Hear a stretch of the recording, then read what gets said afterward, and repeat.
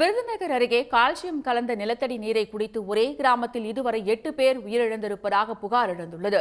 சுகாதாரமான குடிநீர் விநியோகத்தை உறுதி செய்ய நடவடிக்கை எடுக்க கிராம மக்கள் வலியுறுத்தியுள்ளனர்.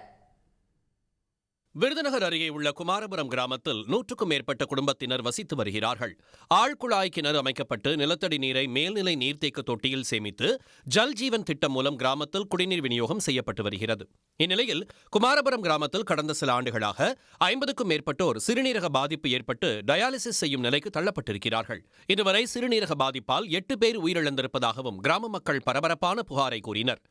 உப்புச்சத்தினால இறந்து போயிட்டாரு. 2 வருஷமா இருந்து எங்கள் ஊருக்கு நல்ல தண்ணி கேட்கணும்.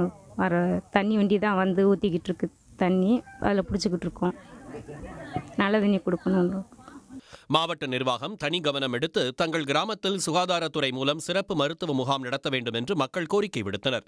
பாதிப்புக்குள்ளானவர்களுக்கு உரிய சிகிச்சை அளிக்க வேண்டும் என்றும் சுகாதாரமான குடிநீர் வழங்க அரசு நடவடிக்கை எடுக்க வேண்டும் என்றும் அவர்கள் வலியுறுத்தினர்.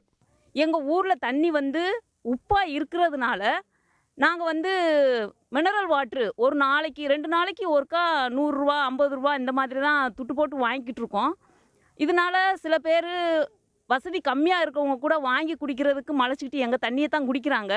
அது மூலயமா நிறைய பாதிப்படைகிறாங்க. இதை சரி பண்ணணும் அப்படின்னா இது கவர்மெண்ட் எடுத்து தான் நடத்தணும். வசதி படைத்த சிலர் தங்களுக்கு சுகாதாரமான குடிநீர் தேவை என்பதால் சுத்திகரிக்கப்பட்ட குடிநீரை காசு கொடுத்து வாங்கி பயன்படுத்தி வருகிறார்கள். இதனை வாங்க முடியாத ஏழை மற்றும் நடுத்தர மக்கள் நிலத்தடி நீரையே குடிக்கும் அவலம் நீடித்து வருவதால் அரசு இதற்கு முற்றுப்புள்ளி வைக்க வேண்டும் என்பதே அனைவரின் விருப்பமாக உள்ளது. சன் நியூஸ் செய்திகளுக்காக செய்தியாளர் செந்தலை குமார்.